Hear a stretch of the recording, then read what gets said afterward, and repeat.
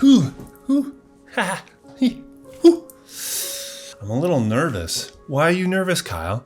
Because I'm talking about a movie that I connected with so deeply that it just makes me self-conscious, I guess. Me talking about this movie is not as typical compared to talking about, say, another movie like the previous video about Scream.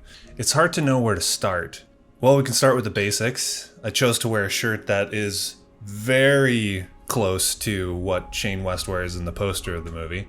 And this is actually the actual brand that he wore in the movie. This is a wider cuff than the one he wore, but it's the exact same brand. And I bought this, when did I buy this? In high school, I think. I'd say 16, 17 years ago. I was at that age where at 11, 12, we all get to that age where we find out, how do we want to look? I still love it. I think it's a great watch, and the look of it is a little bit bulky, but it's still a great looking watch, and I still got compliments about it to this day. But the biggest thing of all for sure was the crush I had on Mandy Moore. Whew. That was something that I'd never experienced before. I'll give you a little story of something that happened when I was 11. It was the summer of 2002. One day, my mom came to me and she told me that one of her friends is going to bring her daughter over. And this daughter had I was told, some feelings for me. And when I found out that she was coming over, I got really nervous because I had such a crush on Mandy Moore. I didn't tell my mom, but I was thinking, I don't know, I don't think I can do this. I have all these feelings for Mandy. I don't think I could go through with it. I feel like I would be lying to her, and I certainly can't tell her about it. That's how serious it was to me, this crush. I mean, it lasted for quite a while, and I got to the point where I thought, even though there's a 5-year difference, eventually I'll catch up, and it won't, the age difference won't be weird. We're gonna have this adventurous meet cute, and it's gonna be a glorious, love story. We're probably just gonna delete all this. Going deeper into the aspects of this movie in terms of the relationship, a lot of people call the film corny, and it's true.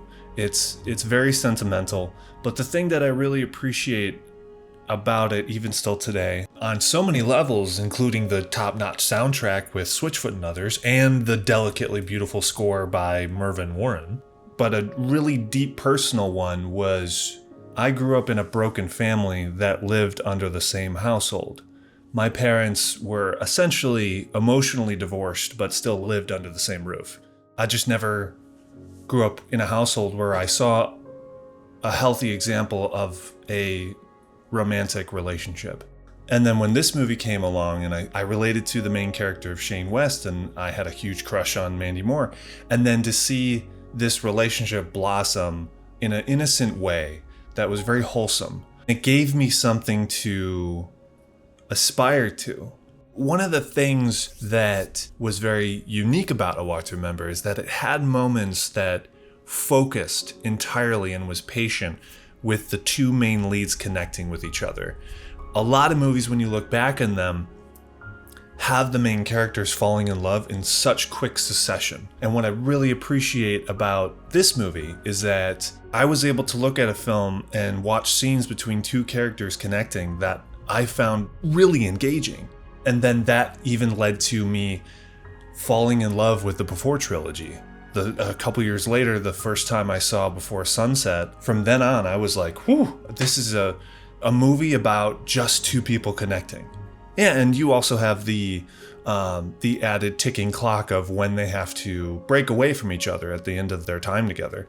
You add that element, it makes it so engaging. But that's a separate video. That's a separate video about the Before trilogy I can make. But A Walk to Remember had those purely romantic and even saccharine moments that still hold up as just they're really sweet. Watching two actors that have excellent chemistry, which they do, and then you combine, this genuinely sweet script, it makes for something that's very magical, I would say. And this was also the movie that sparked the trend of Let's see what I just did there. I didn't even realize it. Yeah. Message in a Bottle was the first one, but I think after the VHS and DVD sales of when this came out, I think it's the reason that The Notebook was made just 2 years later. Well, they put it into production even sooner than that. The thing that is so specific about this one is that it's not the characters that are making dumb decisions. They're making decisions as best they can in the circumstances that they're in. And having circumstances that are difficult for characters is going to reveal character because it forces them to make choices. But they need to be choices that you can relate to, that don't denigrate them or lessen their intelligence. You're going to care about them. When you have movies like 50 Shades and After Something We Met, all of those characters are making unhealthy choices. They're in toxic relationships that are so dysfunctional, it makes you dislike them. And then maybe eventually, at the end of the thing, they might be okay. When you contrast that with A Walk to Remember, the main characters are making decisions as best they can, but the circumstances are just bearing down on them, and that forces them to go through stressful times. And you care about them as they do that. At the end of the day, I remember what it was like to go through that phase of my life where you're struggling to connect with, another person, and how self-conscious you become. And what I'm really grateful to have is this movie growing up, because it showed me scenes and examples, a little snapshot into the window of a relationship that was really pure and that was able to exhibit something that was really beautiful. And the movie still does that today. Some people could call it melodramatic. In an instance like this, where, the main character is dying, that is melodramatic, but it's done in such a way of a tone that is bittersweet. I think that was such a perfect way to go with this, that it made it long lasting, and it set a tone for the rest of the Nicholas Sparks films.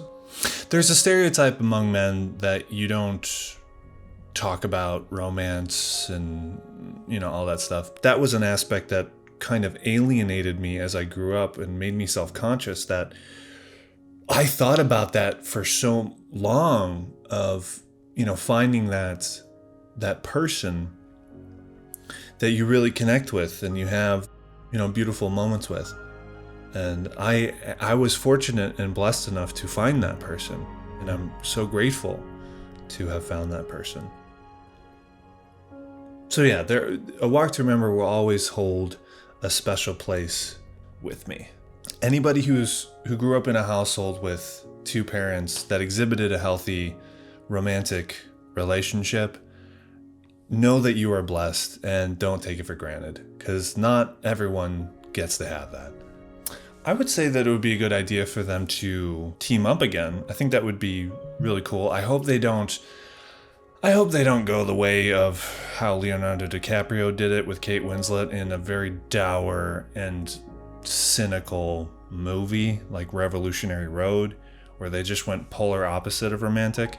I think they should do something in which it's a romantic story, but again, the circumstances of a situation that they're in pulls them apart.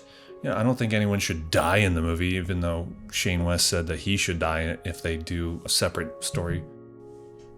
I think that's pretty much it. Tell me what your thoughts are about the movie. Show love to the video and check out the rest of the other videos on the channel. And I'll see you next time.